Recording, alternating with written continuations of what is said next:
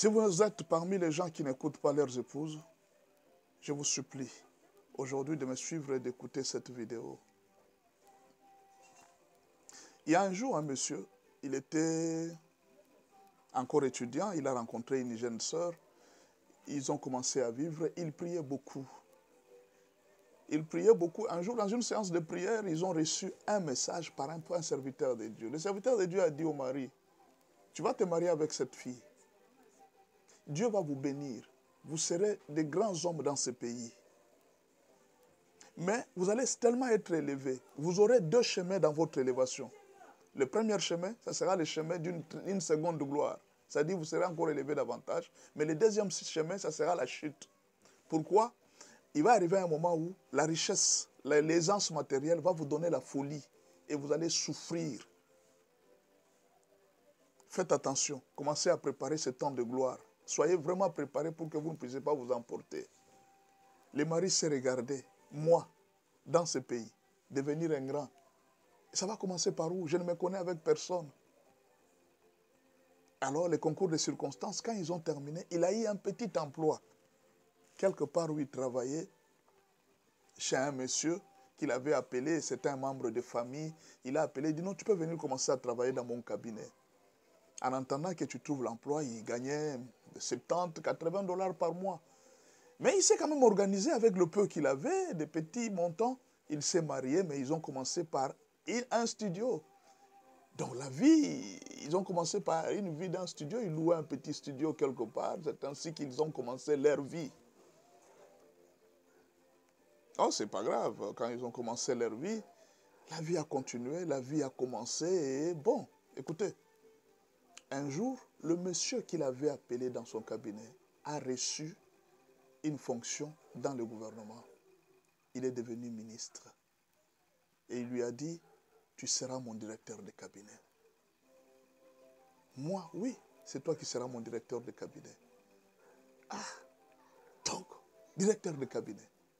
La vie a changé. Dans peu de temps, monsieur s'est retrouvé avec 5 000 dollars par mois. Parfois, il peut aller en mission de voyage comme ça avec son chef. Au retour, comme ça, on peut leur donner 9 000 dollars. Les hôtels et autres, il peut rentrer comme ça avec 7 000 balles dans la poche.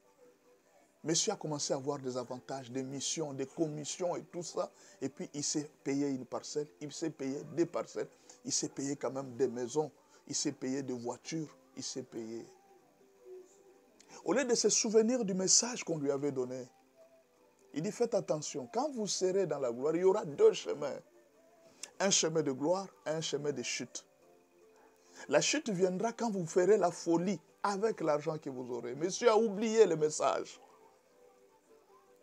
Alors la folie a commencé. La folie a commencé.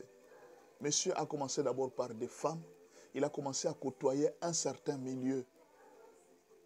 Sa femme lui a dit, je remarque que depuis un certain moment, tu ne te comportes plus bien.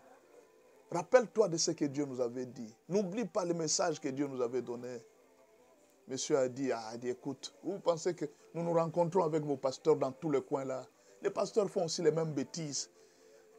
Donc cite-moi le nom d'un pasteur ici qui est sérieux. Je ne connais pas un seul pasteur. Nous nous rencontrons partout, parfois dans des boîtes de nuit et tout ça. Quel est le pasteur qui est sérieux ici? Laisse-moi ces histoires-là.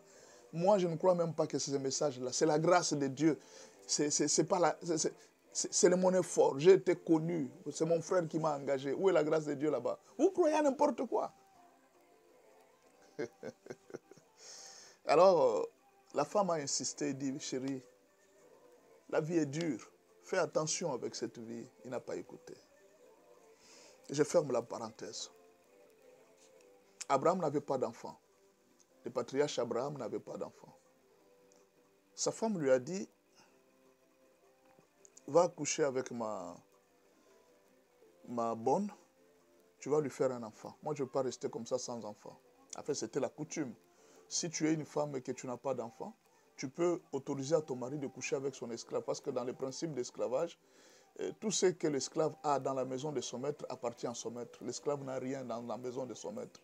Mais alors, quand l'esclave mettait au monde, quand la femme esclave pouvait mettre au monde, qu'est-ce qui s'est passé? Il fallait que sa maîtresse vienne à son pied le jour où elle est en train de mettre la coucher. Quand la maîtresse, quand elle est en train d'accoucher, de pousser l'enfant, la maîtresse doit être là. C'est la maîtresse qui va cueillir l'enfant, qui doit recevoir l'enfant le premier. C'était ça le principe. Et cet enfant n'appartenait plus à l'esclave, l'enfant appartenait à sa maîtresse. Même si la maîtresse ne pouvait pas mettre au monde, c'est comme ça que les choses se passaient. La maîtresse pouvait avoir un enfant même à travers son esclave. C'était comme ça, c'est ce que Sarah avait ordonné. Alors c'était une coutume orientale, ça se faisait comme ça. Abraham a obéi, cette fois-là il n'avait pas demandé à Dieu. Vous voyez, pour le plaisir sexuel, on ne pose pas la question à Dieu. Hein? On ne pose pas la question à Dieu, Abraham est parti directement. Il n'a pas posé la question à Dieu, oh non Seigneur, ma femme me demande de coucher. Non, il n'a pas posé la question. Quand l'enfant est né, Ismaël est né, Ismaël a commencé à grandir. La femme d'Abraham, qui est Sarah, elle a remarqué que Ismaël commençait à se moquer avec son fils Isaac qu'elle venait d'avoir après. Elle a dit à Abraham, chasse cet enfant. Il ne va pas hériter avec mon fils Isaac. Cette fois-là, Abraham va poser la question à Dieu. Seigneur, on me demande de chasser cet enfant. Et pour l'avoir, tu n'avais pas posé la question à Dieu. Pour le plaisir, on ne pose pas la question. Pour la joie terrestre, on ne pose pas la question. Mais quand on te dit de chasser l'enfant, non, je vais d'abord demander à Dieu. Dieu lui a dit, non mais écoutez, ça c'est moi qui commente là, c'est juste un commentaire. Pour avoir l'enfant, tu ne m'avais pas posé la question. Mais pour chasser l'enfant, tu viens me poser la question. Non, suis ce que ta femme te dit. Suis ce que ta femme te dit. Parce que pour avoir l'enfant, tu avais suivi ce que ta femme t'avait dit. Tu ne m'avais même pas posé la question. Maintenant, pour avoir l'enfant, tu viens me poser, pour chasser l'enfant, tu viens me poser la question si je peux chasser l'enfant. Fais ce que ta femme te dit. Parce que tu l'avais déjà écouté. C'est la logique. C'est son enfant. C'est elle qui a créé cet enfant. Si elle chasse l'enfant, c'est son enfant. Écoute ce que sa femme va te dire. Abraham a écouté sa femme. Il a pris l'enfant. Il l'a chassé. Et c'est ainsi qu'Abraham a continué. Isaac a pu accomplir la mission que Dieu avait prévue. Si Abraham n'avait pas écouté sa femme, ça allait être terrible. Alors je ferme la parenthèse. Dieu t'a peut-être béni. Dieu t'a peut-être élevé.